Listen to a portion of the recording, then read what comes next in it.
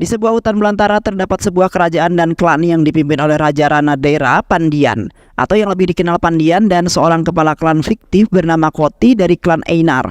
Yang di saat itu mereka berdedikasi ingin menghancurkan kerajaan serta klan musuh yang mana mereka berencana ingin menguras dan merampas kekayaan yang mereka punya. Sementara itu seorang laki-laki tua botak sedang berburu berjalan di sebuah hutan bersama seorang bocah lelaki berusia 10 tahun. Di saat itu pria botak tersebut menceritakan semua kisahnya karena anak itu tertarik untuk mengetahuinya, yang mana mengenai seorang pria bernama Ranadera Pandian atau Raja Pandian dan musuh terkenalnya yaitu Koti. Raja Pandian terkenal telah memerintahkan wilayah Tamil Nadu yang saat ini di India Selatan sekitar tahun 670 sampai 710 Masehi. Pandian telah berhasil mengalahkan banyak klan dan kerajaan seperti Ciras, Cholas, Palas, Kongas, dan lainnya, yang telah menjadikan dirinya sebagai seorang yang tertinggi yang telah memimpin tentara yang sangat banyak dan mempunyai wilayah kerajaan yang sangat luas mencapai ribuan hektar. Sementara itu karena kekuasaan yang tak terkendali, banyak suku dan klan yang membenci pemerintahannya yang mana mereka tidak menyukai atas kepemimpinannya yang saat ini. Di sisi lain, Yuri adalah raja kerajaan Chola yang dicopot dan dikalahkan bersama dengan pasukan Chola yang dikalahkan dan aliansi mereka seperti Paluvetarai. Kini telah bersembunyi di sebuah hutan di sebuah pegunungan terpencil sedang menunggu kesempatan untuk menyerang Pandya. Di samping itu klan Einar sama seperti klan Chola yang diusir ke hutan belantara tandus oleh Raja Pandian. Di saat itu seorang pria bernama Koti yang merupakan seorang pemuda dari klan Einar yang di saat itu secara diam-diam bertemu dengan Yuri, yang merupakan raja pengasingan kerajaan Chola yang bertemu di sebuah hutan. Di sana Koti bersumpah kepada Yuri yaitu pemimpin Chola bahwasanya ia akan mengalahkan Raja Pandian yang saat ini tinggal di benteng Chola yang kini jauh dari ibu kota kerajaan Pandya miliknya yang sangat luas. Yuri mengakui sumpah Koti dan setuju bahwa jika Koti berhasil merebut benteng Chola dan membunuh Pandian, maka dia akan membawa bala bantuan Chola yang tersembunyi untuk mendukung Koti dalam menghadapi pasukan besar Pandian. Dan sekutu mereka mungkin datang untuk membalas dendam atas kematian raja mereka. Koti kemudian mempercayai sumpah pemimpin Chola dan setelah itu kembali ke desa dengan tekad untuk memenuhi misinya. Setelah itu Koti bergegas pergi menuju desanya dengan melewati hutan yang sangat luas. Harus memanjat dan melewati beberapa tebing yang sangat besar namun tidak membuatnya lelah sama sekali. Dan setelah perjalanan panjangnya terlihat Koti telah sampai di desanya lalu berduel dengan laki-laki alfa di desanya. Meskipun akhirnya Koti kalah dalam gulat, namun Koti telah memesankan anggota sukunya dengan kekesatriaannya.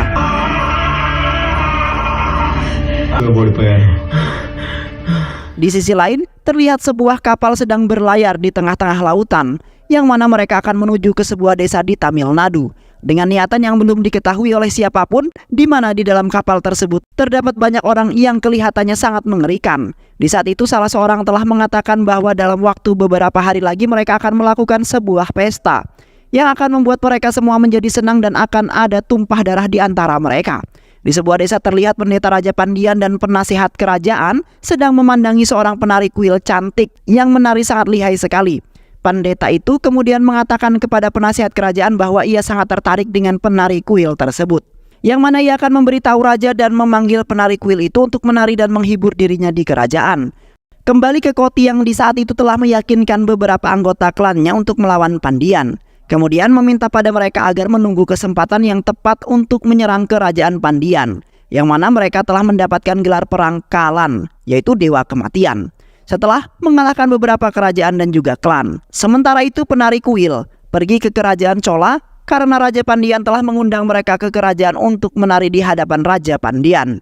Di saat itu salah satu penari yang sedang memainkan seruling dengan penuh penghayatan, sembari membayangkan masa kecilnya yang telah dijual oleh pamannya untuk menjadi penari kuil sejak dini, yang sampai kini wanita tersebut berprofesi menjadi penari kuil yang sangat lihai dan selalu mendapat sebuah job yang banyak. Di malam harinya Koti telah mengumpulkan banyak informasi tentang Raja Pandian Ranadiran melalui mata-mata Koti yang telah memberitahu bahwa Raja Pandian bersama dengan sekelompok kecil pegawai pribadi Yunani dan prajurit lokal akan mengunjungi kuil di puncak bukit dalam beberapa hari. Koti kemudian memutuskan ini adalah saat yang tepat untuk membunuh Raja Pandian karena Koti yakin mereka akan menang.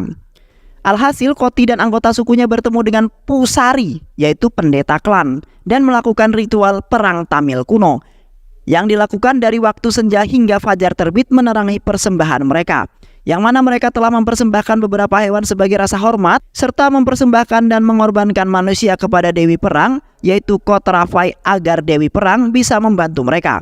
Sementara itu, ibu dari pria tersebut hanya memandangi anaknya yang dijadikan sebuah sesembahan, dikarenakan dengan itu klannya bisa selamat dan mendapatkan kekayaan yang sangat melimpah. Koti kemudian memberikan arahan kepada pasukannya untuk melakukan sebuah penyerangan, di mana Koti memerintahkan pasukannya untuk mengepung kerajaan Chola lalu melakukan penyergapan. Di saat itu Koti sangat yakin bahwasannya mereka bisa mengalahkan kerajaan dan juga klan tersebut. Dengan begitu, mereka bisa menguasai wilayah tersebut dan mendapatkan kekayaan mereka secara cuma-cuma. Dan setelah itu Koti dan pasukannya langsung bergegas menyusuri hutan untuk menuju sebuah kerajaan tersebut.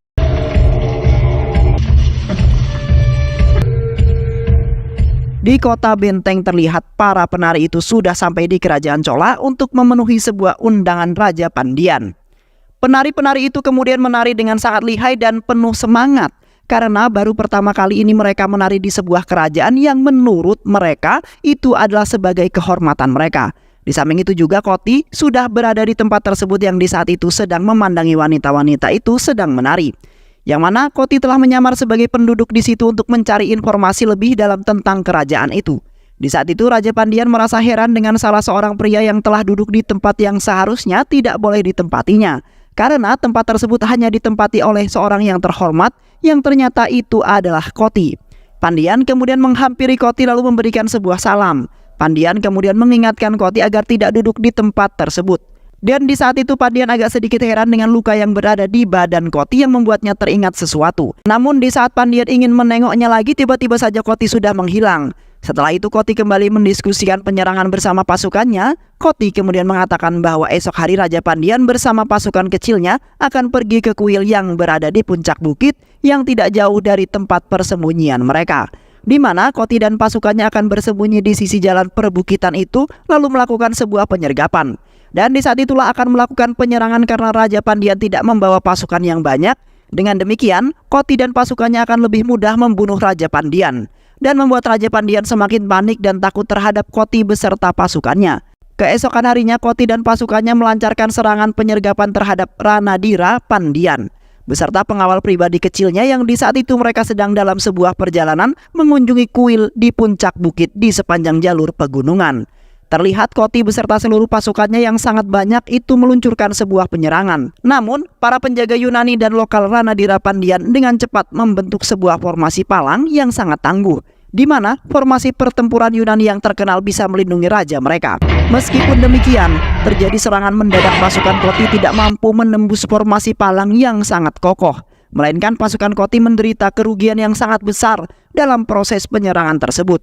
Para penjaga Yunani dan juga lokal bertempur dengan gagah berani melawan prajurit klan Einar Koti yang jumlahnya sangat banyak. Sementara itu pasukan Koti yang lain menyerang pasukan klan Chola yang berada di bukit yang lainnya. Dalam tindakan pengorbanan tanpa pamrih, beberapa orang Yunani pemberani telah menyerahkan nyawa mereka demi membiarkan Ranadira Pandian dan komandan dekatnya melarikan diri ke belakang bukit, yang mana jembatan sempit itu akan membawa mereka ke atas bukit dan bisa kabur dari mereka. Ranadira Pandian dan para komandan setianya kemudian melarikan diri dengan sangat berani.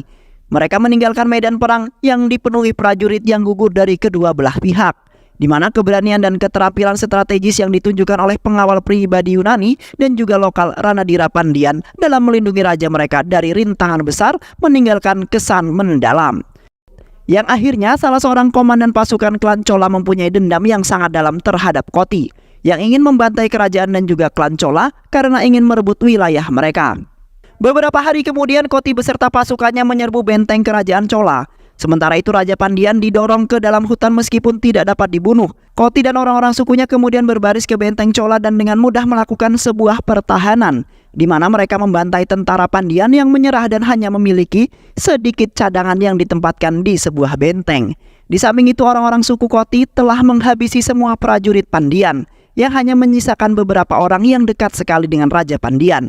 Di saat itu Koti masuk ke dalam istana lalu menduduki singgasana sembari membayangkan seolah-olah Koti menjadi seorang raja dan menganggap kerajaan itu seperti miliknya sendiri.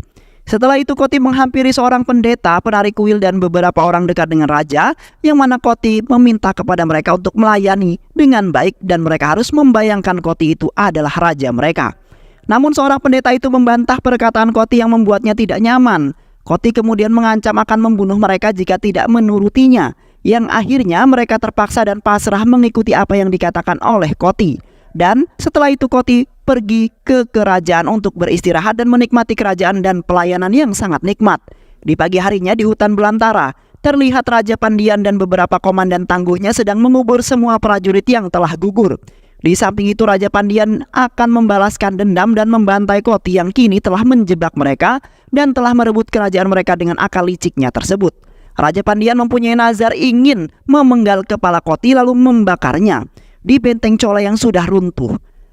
Terlihat Koti yang sampai saat itu adalah seorang pengungsi tanpa nama, pengembara suku yang telah menghiasi dirinya sebagai raja dengan mahkota emas Pandian dan duduk di atas tahta sebagai raja kota benteng. Di mana Koti sangat senang sekali dengan usahanya yang telah membuahkan hasil yang sangat manis dan sangat nikmat. Sementara itu, Ranadira Pandian tidak dapat memanggil pasukan utamanya dari ibu kota karena letaknya sangat jauh dan di luar jangkauannya, dan kini ia terjebak di sebuah pegunungan yang sangat berbahaya dengan hanya sedikit komandan kepercayaan yang terus menjaga raja agar tetap memimpin klan mereka. Namun tetap saja Pandian bersumpah bahwa dia akan membunuh Koti sebagai balas dendam dan mengakui bahwa Pandian adalah sebagai pejuang hebat seperti yang Pandian lakukan. Apa yang bahkan tidak bisa dilakukan oleh kaisar besar hingga membuat dirinya tidak mempunyai harga diri. Jadi Pandian mencari bantuan dari suku pegunungan lain yang disebut Perumpali, yang di sana telah dipimpin oleh seorang pemimpin Metriak yang merupakan suku yang pernah dikalahkan oleh Koti. Pemimpin suku itu kemudian meminta kepada Pandian sesuatu sebagai sebuah imbalan, yang mana mereka telah meminta Pandian untuk menikahi seorang gadis muda dari sukunya, karena sukunya akan membawa benih tersebut ke tahta Pandian yang dianggap sebagai ketenaran besar bagi suku tersebut. Ranadira Pandian akhirnya menyetujui dan menikahi seorang gadis muda dari suku Perumpali, dan tak lupa menghamilinya pada malam pernikahan mereka, lalu mengatakan kepadanya bahwa penyempurnaan ini hanyalah untuk politik laki-laki dan bukan karena cinta padanya. Di kota benteng terlihat Koti jatuh cinta pada seorang penari kuil cantik yang dibawa dari tempat lain ke benteng ini oleh penasihat istana kerajaan yang membawa banyak Devaradiar bersamanya. Setelah pertahanan jatuh ke tangan Koti, Koti kemudian memecat menteri lalu mengambil alih penari kuil sebagai selir dan menghamilinya. Di malam itu penari tersebut terlihat beranggapan jijik terhadap Koti pada awalnya. Namun Koti tiba-tiba saja menidurkan penari itu lalu menyosornya, kemudian mengwik-wik penari tersebut sebagai penghiburnya di malam yang penuh dengan kejenuhannya, yang membuat penari itu pasrah dengan keadaan sekaligus menikmati perwik-wikan di malam itu, yang akhirnya penari itu menerima Koti sebagai tuan kanannya yang sudah lama dirindukan. Keesokan harinya Koti telah mengirim utusannya sekarang ke Raja Chola yang bersembunyi yaitu Yuri. Yuri diperintah untuk datang dengan membawa bala bantuan agar bisa mempertahankan benteng kerajaan tersebut. Yang ditakutkan Raja Pandian akan kembali melakukan penyerangan dengan membawa pasukan baru. Namun di saat itu utusannya disergap dan dibunuh di perjalanan oleh penjaga Ranadira Pandian di dalam hutan. Penjaga Pandian kemudian mengambil sebuah surat yang telah dibawa oleh Yuri, yang akhirnya Yuri gagal untuk membawa bala bantuan untuk menjaga benteng. Setelah pernikahan Raja Pandian selesai, terlihat Raja Pandian melakukan pencucian sebagai ritual untuk menjadi seorang pemimpin suku, yang mana Raja Pandian telah dipakaikan mahkota oleh ibu pemimpin. Terlihat orang-orang suku itu menghormati Raja Pandian dengan penuh keyakinan dan rasa khidmat terhadap Raja Pandian. Yang kini Raja Pandian telah menjadi pemimpin klan suku Perumpali yang akan membantai balik klan Koti dan akan merebut kembali benteng kerajaan yang kini sudah direbut oleh Koti. Di malam itu terlihat Koti sedang makan dengan lahap di kerajaan tersebut. Sementara itu penari itu memainkan alat musiknya dengan nada dan rautan wajah yang sangat sedih. Tak lama kemudian Koti mendengar suara sangat berisik dan ramai dari arah hutan belantara yang ternyata Raja Pandian telah kembali bersama pasukan barunya yang ingin berniatan membantai balik pasukan Koti. Koti kemudian memerintahkan asistennya untuk memberitahu pasukannya untuk berjaga-jaga karena Raja Pandian sudah kembali dengan membawa pasukan barunya yang lumayan banyak. Di saat itu Raja Pandian telah membuat tempat tinggal sederhana yang tidak jauh dari benteng tersebut, yang di saat itu pengawalnya telah merekrut dan membentuk pasukan tempur yang baru dan sangat tangguh. Kini Raja Pandian sangat senang karena ia akhirnya berhasil membentuk pasukan baru yang akan membantai Koti, kemudian akan memenuhi semua keinginan dan dendam yang sudah lama belum terpenuhi. Saat rancangan perang sudah selesai, ibu pemimpin klan Perumpali kemudian mengumpulkan anggota sukunya, kemudian membentuk pasukan besar lalu berbaris bersama Raja Pandian ke benteng Chola dan mengepung benteng tersebut. Beberapa batalion anak buah Koti mencoba mengganggu pasukan Peru Virakili, tetapi mereka telah dikalahkan dan dibantai oleh anak buah Ranadira. Juga terus-menerus menyergap utusan Koti, yang pastinya kini mereka berada di gerbang benteng Chola. Dan Koti kini sangat membutuhkan bantuan karena sebagian pasukannya telah musnah tanpa tersisa. Terlihat pemandangan banyaknya tentara Peru Virakili yang berkemah di luar tembok benteng Bukit Cholas, yang membuat beberapa anak buah Koti memberontak melawannya namun gagal. Di samping itu Raja Pandian mendapat undangan pertempuran dari Koti, yang mana pertarungan kedua orang tersebut adalah agar orang yang mati atau menyerah akan menyerahkan kerajaan tersebut kepada pemenang tanpa perang sama sekali ataupun balas dendam. Sementara itu orang yang gugur ataupun mati akan mempunyai hak untuk mengadakan pemakaman dengan penuh penghormatan, di mana Ranadira Pandian merasa tertantang dengan undangan tersebut dan yang akhirnya Pandian telah menerima tantangan berduel tersebut karena yakin bahwa akan menang dalam melawan Koti. Di malam itu Raja Pandian melakukan ritual yang gelap dan menyeramkan di sebuah kem Ranadiran, yang di saat itu mereka dengan keyakinannya akan menyambut kemenangan Raja Pandian, yang mana esok harinya ia akan melakukan duel maut dengan Koti untuk menentukan sang pemenang serta menjadi pemimpin kerajaan dan juga klan Chola. Yang di saat itu Raja Pandian sangat bangga dan percaya diri karena ia akan memenangkan tantangan tersebut. Kemudian merebut kembali kerajaan tersebut lalu menjadi raja kembali. Setelah ritual yang gelap dan menyeramkan dari Raja Kem Ranadiran, Ranadiran Pandian dan Koti bertemu keesokan harinya untuk berduel. Mereka berdua telah menyetujui persyaratan yang ditetapkan oleh dukun dan memanggil para dewa untuk menyaksikan duel maut yang akan dilakukan oleh mereka demi memperebutkan sebuah kerajaan.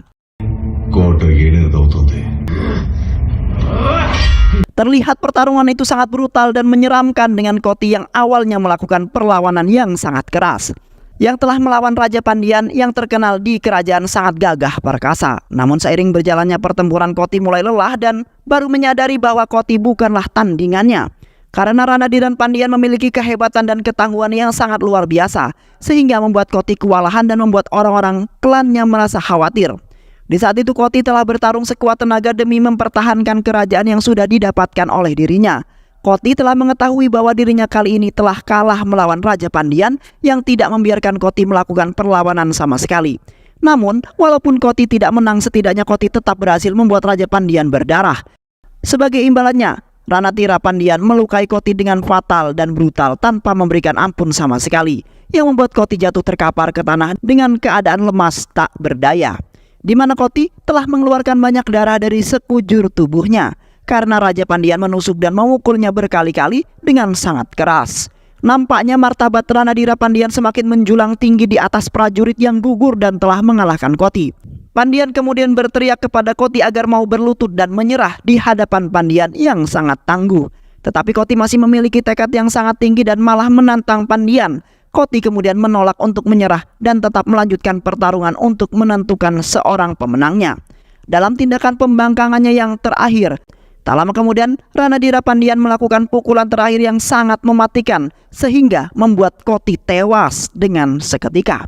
Tubuh Koti yang tak bernyawa tergeletak di tanah yang dikelilingi genangan darah, sehingga menimbulkan rasa hormat dari teman-teman serta musuh-musuhnya. Di samping itu Ranadira Pandian yang menunjukkan rasa hormat atas keberanian lawannya yang telah gugur dengan menghormati upacara pemakamannya sekarang semenjak kemenangannya diraih. Dan setelah itu Ranadira Pandian dengan penuh kemenangan memasuki kota benteng Chola, di mana dia dimahkotai sekali lagi dan duduk di atas tahtanya.